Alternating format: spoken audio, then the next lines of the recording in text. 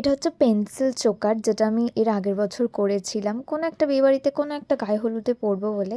Finally আমার একটা বিয়েবাড়ি পড়েও ছিল আর আমি সেখানে এটা পরেও ছিলাম এবং লুকটা না ভীষণ পছন্দ হয়েছে, মানে সবার ভীষণ পছন্দ হয়েছে। তাই ভাবলাম একটু শেয়ার করি তোমাদের সাথে কী করে করেছিলাম জুয়েলারিগুলো।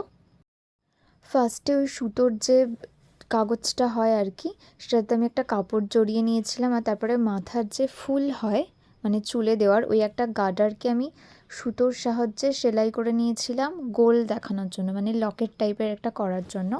তারপর আমার কাছে একটা ওরকম না ছোট ফুল ছিল, যেটা আমি ওর উপরে দিয়ে দিয়েছিলাম। ওই যে ফুলটা দেখছো ব্ল্যাক কালারের, ওর ওপরে আলতোভাবে পিঙ্ক কালারের ফুলটা আমি আঠা দিয়ে বসিয়ে দিয়েছিলাম। ব্যাস, আমার কিন্তু চোকার একদম রেডি। আর কয়েকটা মতিও বসিয়ে দিয়েছিলাম। আর এটা হচ্ছে ফাইনাল লুক। তোমাদের কেমন লাগলো অবশ্যই জানিও।